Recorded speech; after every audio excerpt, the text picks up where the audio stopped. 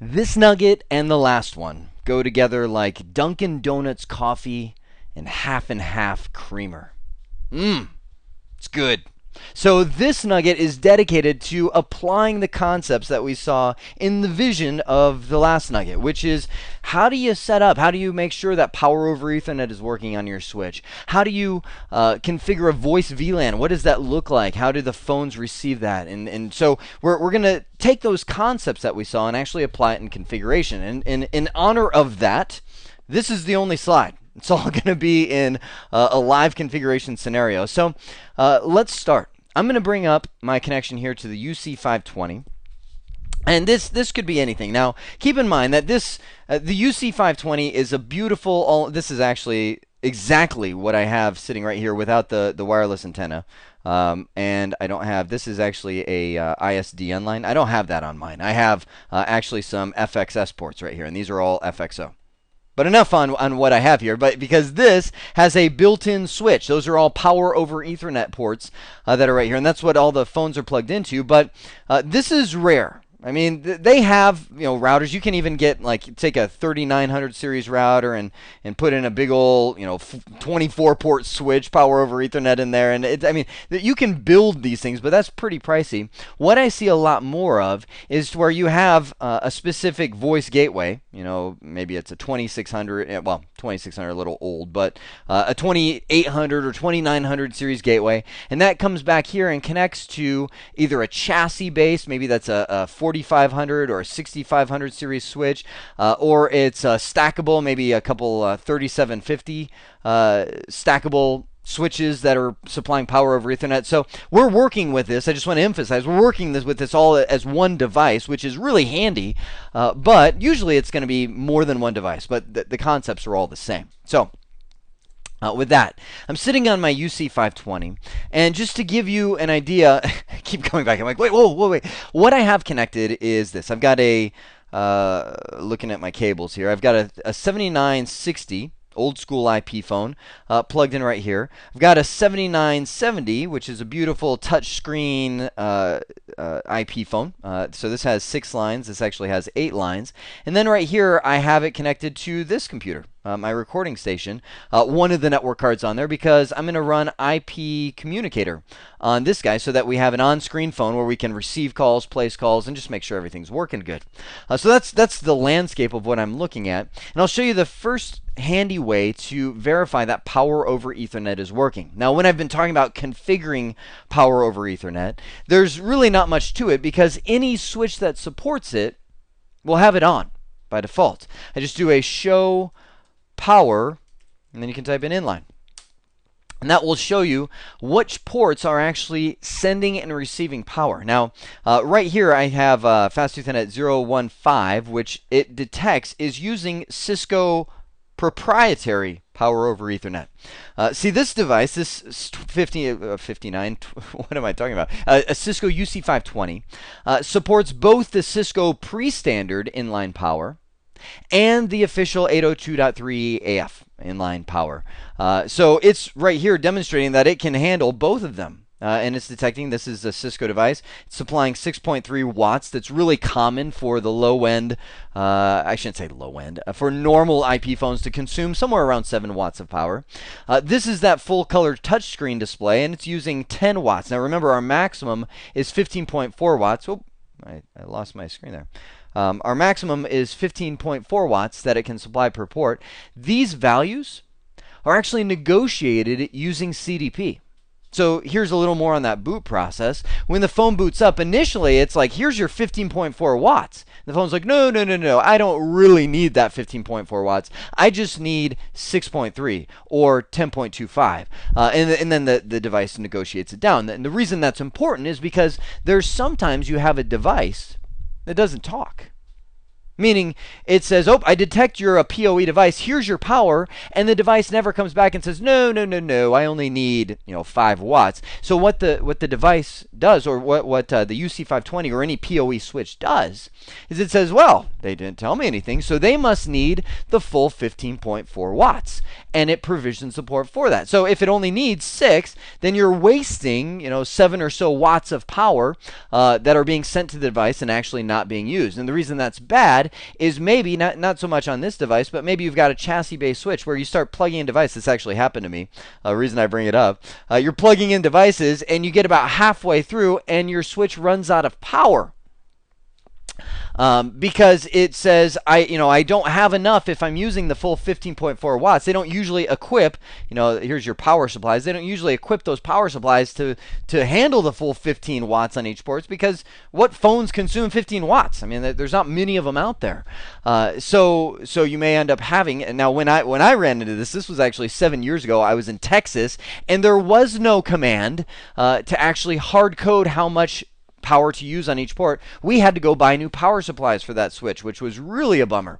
But now they have a command, depending on which switch, the command differs. But you can go in and say, the devices aren't talking back, but only provision 8 watts per port, and you can actually type it in there. But this is a way to see which ports are doing it. Now, if I want to go into the individual port, I can use interface range, or I could use interface fast Ethernet 015, whatever. I can do power inline, and I can say either auto or never. Now, never says do not supply power. Auto says auto detect. Obviously, there's no on, because you don't want to fry a device that isn't PoE compliant when you plug it into the port. Now, by default, everything is auto. Now, it's really good to know that I can come in and say never, because what that does is I just watched my phone just turn off right there. That's so handy, because maybe you have a whole fleet of phones already deployed, and they've got a bad IP address in them. Maybe people plugged them in before you had a chance to put across the voice VLAN, so they all got IP addresses from the data VLAN. Well, oh man, what a great way to go in and reboot all the phones just by turning off the power and then going back in and saying, okay, I'm going to turn that power back on, and now my phone just it's going into that Christmas tree mode I told you about, and now they all reset themselves. So that's kind of handy there. You can also just turn off power on ports that shouldn't be using PoE. All right, so that's the PoE. Now, voice VLAN. So again, not much to it there. Voice VLAN is something where we have to assign what VLAN these phones belong to. Now remember, again, this is going back to our vision. We've got phones that are coming off of this device, and we can plug computers into them. And that is the recommended practice, because it saves huge on cabling costs for the organization. But we want them on separate VLANs. So this could be VLAN 100. This could be VLAN 200. Separate VLANs allow us the security boundary between these two, so they can't get into each other's stuff. But also provide good measures of quality of service. So I can say VLAN 100, or that subnet, is always getting priority over the other ones. There's other ways to do quality of service, which I'll cover when we get into the quality of service stuff. But this makes it so easy. You don't even have to think, okay, I'm matching certain ports or identifying tags or anything like that. I'm just saying, hey, this VLAN, it's got the priority. Makes it really simple. So to do this, I need to go into the individual ports. And I'll do, let's just do interface range. I'm going to do them all. Fast Ethernet 0, what are my ports? They were, I just shoot up 0/1/0 through 0/1/ what have I got, 7? Is that the syntax here? Let's try this, 0 through 7. There we go, that's better. So we've got the interface range that I'm in. I'm going to do switch port mode access. And that's one of the things Cisco really wants you to know. Originally, let me talk originally, back in the day before we had this cool voice VLAN concept, what we would do is we would configure it as switch port mode trunk. Right like that, to where I would configure a trunk port to the phone and then limit it as to what VLANs would be sent down that trunk port to whatever two VLANs, VLAN 100 and VLAN 200. I would use that good old switch port trunk allowed VLAN, and then I would say 100, 200. Right? But nowadays, that was the old school way, and it wasn't suggested, because allowing trunk ports to the user community is just a bad practice in general, because it allows different security vulnerabilities like VLAN hopping attacks and things like that, whereas hard coding it as an access port is much more secure. So nowadays, Cisco wants you to know, we want to use switch port mode access. It's an access port. It's not a trunk port. Then we can do switch. Well, actually, I haven't. Let me do a. Have I created VLAN? So I've got two VLANs on here. Let's kill one. I'm going to do no VLAN 2. Don't need whatever that VLAN is. So let's do it just like I was drawing. I'll do VLAN 100. Name was that the that was the voice. And VLAN 200. Name data. By the way, also a best practice to make your voice VLAN lower than your data VLAN. I think I mentioned that before, maybe not. But what that allows you to do is have a faster failover, because spanning tree, if you're using spanning tree in your network, fails from the lowest VLAN number up. So the lower VLAN numbers move over first anytime there's a link failure versus the higher VLAN numbers. So I've got VLAN 100, so let's go back into my interface range right about there. And we'll do switch port access VLAN, and we're going to do the access VLAN as 200. That's the data. That's the normal one. That's the way we normally assign a VLAN, is just by going in, typing switch port access VLAN, whatever, and the computers are normal. They're sending, they're sending their traffic in untagged into there, so it just ends up on the normal access VLAN. We type in switch port voice VLAN 100, which now the UC520 is going to send the voice VLAN down to the phone using CDP. So these phones will power up, they'll get their voice VLAN, and then start sending DHCP requests on there. Awesome. So let's do this. Turn off the power on the ports, because that will crash my router and allow it to hang there. Okay. I'm watching it. It's just taking some time. Don't you love when you hit a command and the prompt just doesn't come back? It's like, oh, what have I done? Right now I had no heart stoppage because it's a lab, but man, in production, that's sweating bullets right there. So now I'm going to power back on, do a switch port inline auto. Get that power. There's my hanging prompt of death, but get the power restored to all the devices. So now they're going to boot up and get that, during the boot process, they're going to get that new VLAN. So now let's go down here and configure NTP. Now, what's NTP? NTP is the network time protocol. What that allows us to do is have an absolutely accurate clock on the voice gateway. And you've probably guessed it, this supplies the clock for our IP phones, because we want to have an accurate clock on the IP phone, not only so people look at their phone and they go, oh, that's the right time, but also, remember, we're in the voicemail world now too. You don't want to have 1993 timestamps on people's voicemail, because obviously are going to get very frustrated very quick. So having accurate time is huge on this. NTP is the way to do it. So now you just have to figure out which NTP server to use. Personally, I like, in small deployments that don't have their own, I use the famous pool.ntp.org. And there it is. We've got the IP address. And this actually points to a whole pool of NTP servers. So I would come in here, and first off, the router always defaults, if I do a show clock, it's always going to default to universal time coordinated, or Greenwich Mean Time. So we're not there. Well, at least I'm not. I'm going to do clock time zone, and I'm in Arizona. And we are -7 from UTC. No daylight savings time here, my friend. We keep our time consistent all the time.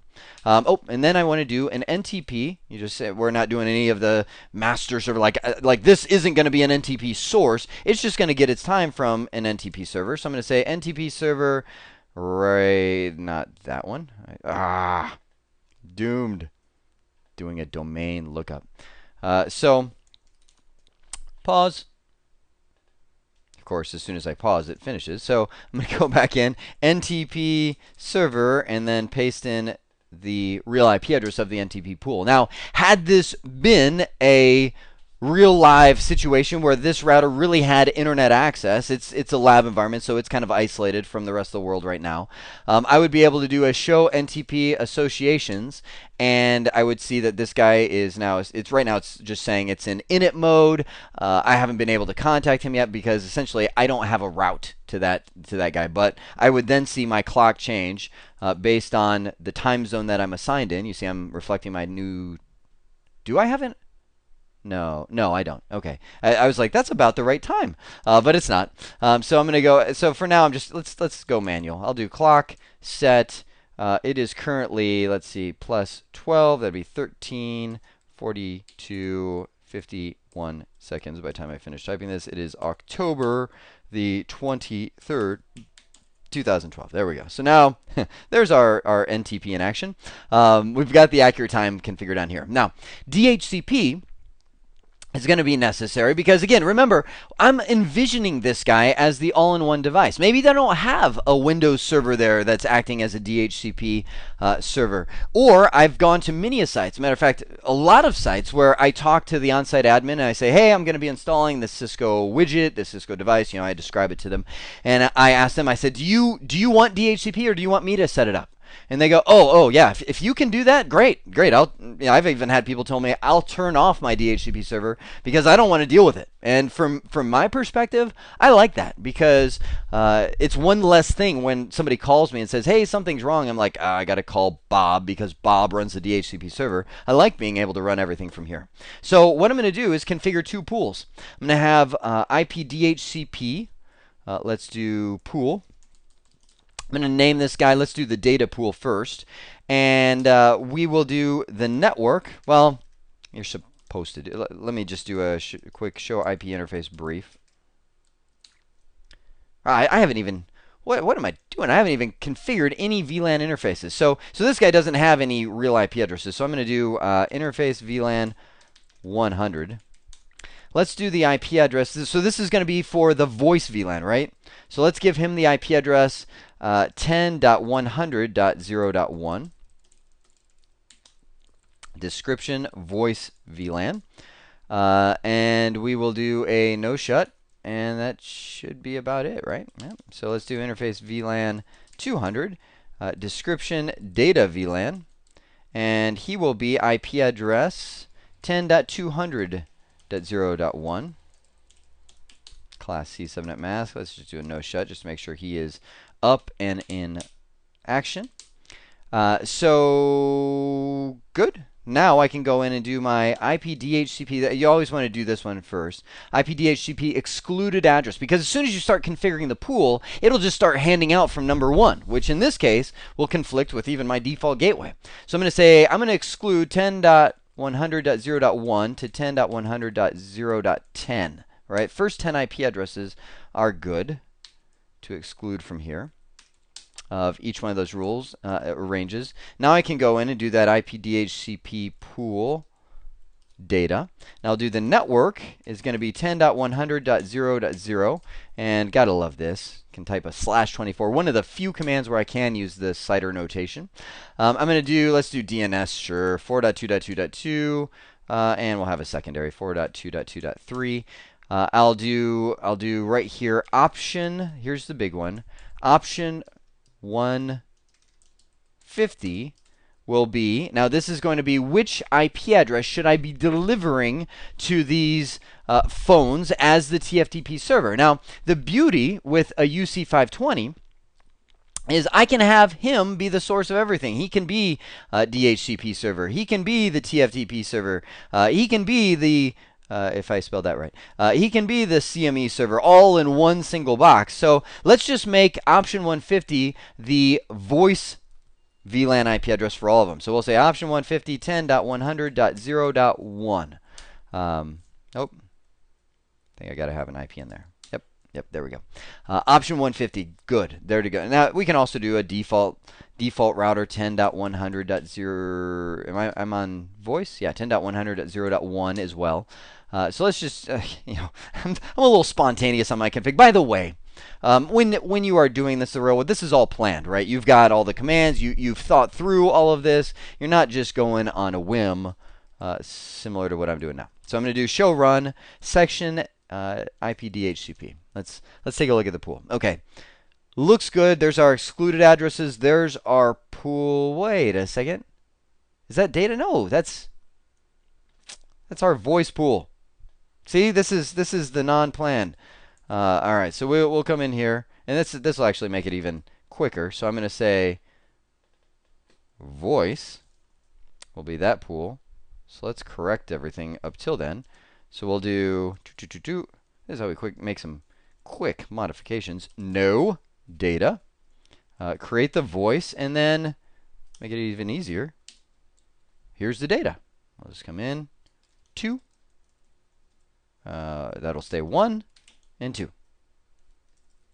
Good. So now, shoot, copy that.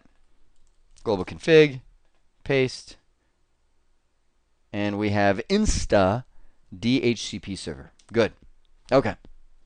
So we've got NTP configured, DHCP. Now what about the firmware?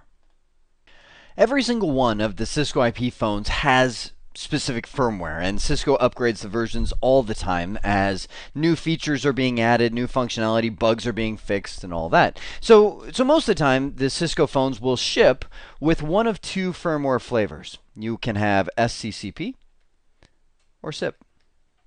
SCCP is the skinny protocol. That's the Cisco proprietary protocol. And for years and years and years, since Cisco first got into voice over IP, they've supported that as their own way of communicating with their phones. Now, the beauty of skinny is it's extremely simple and it's extremely feature rich, because that's the first place Cisco has made all their features available. And until recently, and I say recently loosely, like the last few years, skinny was like the way to go. That was what we did. Well, think of skinny as like IPX SPX of the data world. It was a great protocol. It had its time, and now it's slowly fading away. Everything is now moving to the SIP protocol standard, to where SIP is the TCP IP. It rules the world. All devices are going to be supporting it, and they just keep adding more and more and more and more features to it. Now, certain IP phones support SIP in a basic way, like they get dial tone, they can make calls, that kind of thing, and that's the old ones. Other IP phones support SIP in kind of what's called like a feature B set kind of way, feature rich, to where they support SIP in all of its latest and greatest standards. That's pretty much all of the modern phones that are out there. Now, the eventual goal is that everything will be running on SIP, and we'll have networks like we have today, where you have Dell and Apple and IBM and all these different kind of vendor equipment sharing the common ground. SIP is going to be that way for the communication. Now, that's kind of the 2 major flavors. Let's talk about, let's go with skinny first, because a lot of people are using skinny still to this day. Skinny is what most of the phones ship with, and you can upgrade that skinny image simply by downloading the firmware from Cisco. Now, of course, Cisco has locked down all their firmware downloads to where you need to have a service contract. You need to show that you've purchased a service agreement for whatever IP phone model you're looking to get the downloads for, and then you can download the latest and greatest firmware. If you are using an external TFTP server, so you have like we showed in the previous nugget conceptually, we have TFTP. You can actually load all of the firmware files on there, and then in the configuration specify which firmware file the phone should end up using. Now, the all-in-one flavor that we're doing requires that you have the flash, or I should say the firmware files copied over to the flash of that device. Now, that is limited. The more phone models and the more firmware flavors you have, the lower and lower and lower you might end up running on flash. So that's one of the considerations. You may want to opt for an external TFTP server if you end up overrunning that. So what I've done just for this example is copied the firmware file for the 7960. These are all the firmware files for the 7960 to flash. Now that's one thing, and I'll hit the up arrow just to show you how I did it. I set up a little TFTP server, actually my computer, which got an IP address from the DHCP pool, and said I want to copy this and this, and these are all the firmware files I had downloaded into flash. Now, putting them in flash is one thing, but I need to go to global config mode and make them available. So something can download them. So I'll say I want to make this a TFTP server for the file. We'll put flash : and this file name, that one. And I want this guy to be a firmware, a TFTP server for the firmware file, that one. And you just keep going through and you start making these available. Now, it is very tedious. I will Absolutely agree. There are some GUI tools that you can use to help this, but it's still very tedious to do it this way, in which Cisco would reply, well, you're using a router as a TFTP server. It's not really meant to do that by design, but you can do it. So it's not the easiest. So you go through and make all of the files available that you would want to be available from there. So, but we've made all those files now available. So now that says that the phone itself can request it.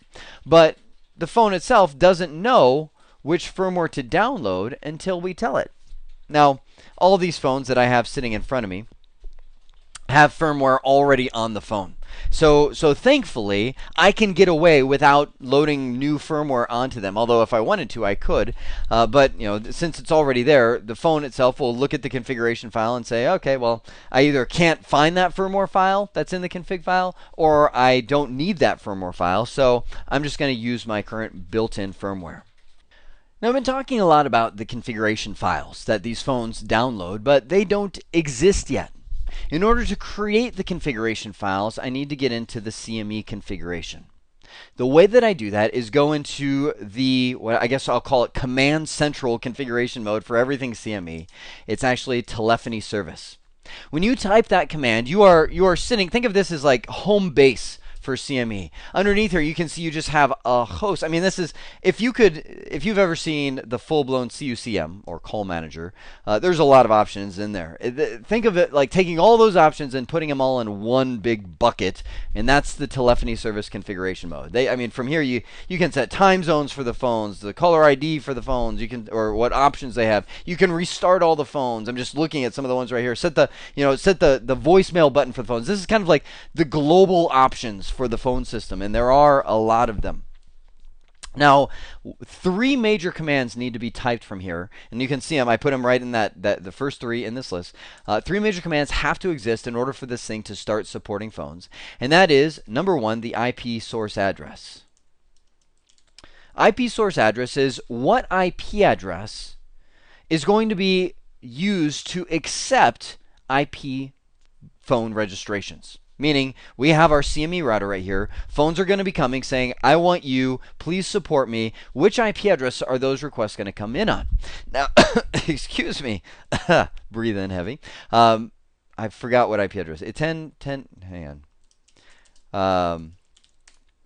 Keep in mind, it's not only, there it is, not only the IP address that's going to be receiving and accepting those requests on the voice gateway. This is also going to be the IP address that the router puts in the configuration file. Now remember, let's go back. Remember the process. 1, phone gets PoE. 2, phone gets the voice VLAN, boot process, right, of these. 3, phone gets an IP address with option 150. Which is the IP address of the TFTP server, right? Step 4, what is it? It goes to the TFTP server and it downloads its config file. So the phone's saying, hey TFTP server, I need a configuration file named, and that was that SEP and then the MAC address of the phone, and it downloads that configuration file. What's it looking for in there? Well, inside of there is, what firmware version to use. It's going to be what language used, but the biggest piece of information is what is the IP address of the CME device or the CUCM server. So when we're typing this in, yes, when I hit the enter key here, yes, it just configured this IP address to now accept and receive and support registration requests on that IP address. But look at what happened underneath there. Huh? Look at what happened. Updating configuration files. What the router just did was create a configuration file in memory that it's going to start serving up via, oh man, did it really? Sneaky phone behind the scenes. Look at me, I'm talking to my phone. Behind the scenes, I have my phone that just went in and auto-registered with the gateway right there. It's kind of funny. Didn't expect that, but that's okay. So we've got this sneaky phone that snuck in because it now saw that there is a configuration file generated, and this voice gateway, this CME device supports something called auto registration by default. Now I'm looking at the phone right here, and it doesn't have any lines because I haven't configured any phone numbers. It's just a blank. I'm registered with Cisco Unified CME is on the screen, and a bunch of blank lines after it. So what it did is now go and generate those files and start serving them automatically via TFTP. So since we had already configured this in the beginning, we configured the DHCP pool, we configured option 150 in there, and all of that stuff. The rest is just the phone starting to go and do what phones do. They're trying to download, and they download by default a generic configuration, which will allow them to auto-register. Okay, so second thing, so we've got the IP source address in there. Second thing is the Max ePhone and Max DN. Now this UC520 is spec'd to support 15 phones at a time. It's meant for a small office. Now, if you think about it, 15 phones is a pretty decent office. There's a lot of businesses out there that are small enough to do that. So we'll just say this is the maximum it will support, and you have to put that in there or else it's not going to support any. And then Max DN is how many directory numbers. Let's go ahead and go, I don't know, 36. Sounds like a good number. And it provisions that number of directory numbers. Now, this is a licensed product. You do have to pay for the number of licenses that your voice gateway or your CME device will support. But that is now allowing you to go in and have that base configuration. Now, at this point, keep in mind, my focus here is base configuration. We're going to get into, in the next nugget, ePhones and ePhone DNs, which that's where we're going to configure the phones themselves. But it's a full discussion. So for now, let's talk about some of the other foundation topics. Now, this is all kind of going into that configuration file. So I'll bring up the gateway again. Let's get back into telephony service mode. And just some other, this all falls under that others category right over there. So just some others options is, first off, the load. I can go in and specify what firmware I want to use, and that's kind of why I shelved the firmware discussion until a little bit later. So I could go in and say, you know what, I just loaded a firmware version such and such into the flash of my router. So I want to do the load for the 7960 phone is going to be, and that's where I would type in the firmware model, whatever model I want to put in there. Now notice, every time I make one of these updates, it is updating the configuration files. Some iOS versions do that for you. Other iOS versions, you have to do it yourself. The command is create CNF files. And that will go out and generate new configuration files based on what I'm putting in there. Because remember, when we have a configuration file on this gateway, it's going to have inside of it, it's essentially XML code. I'll actually do that. I'll show a configuration file to you later. It's very easy to read because it's plain English. And you can see inside of all these XML tags, this is the firmware you're using. This is your date and time. This is your language. This is the call manager server IP address. All of that is listed in there. So every time you make a change to a foundation topic like the firmware, it's going to be updating the configuration file. Same thing for we can do date format. Outside of the United States, people format their date and time a little bit strange. I know a lot of people out there are listening to this going, well, United States is strange too. Absolutely. So we can set the date format. We can type the time format. Do you want, if I could type here, do you want 24-hour time zones or time format? Do you want 12-hour time format with AM, PM? We can also adjust the keep alive. This is a big one. Keep alive for the phone is how often does the phone itself come and check in and say, I'm still alive, I'm still online. For a LAN-based connection, it might be good to tune this a little bit lower. For a WAN-based connection, it might be good to tune it a little bit higher. Now keep in mind, if a phone goes offline across the WAN, then the Call Manager Express router won't know about it until somebody tries to make a call. So these are like the little check-in timers for the phone. So those, I would categorize all those under the others category for the CME configuration. Now everything that I just did there related to the skinny protocol, SCCP, which is still probably the more popular protocol, and I'm talking today, to control the phones because it's so simple. And unfortunately, Cisco has designed yet a completely separate kind of parallel configuration mode to support the SIP side.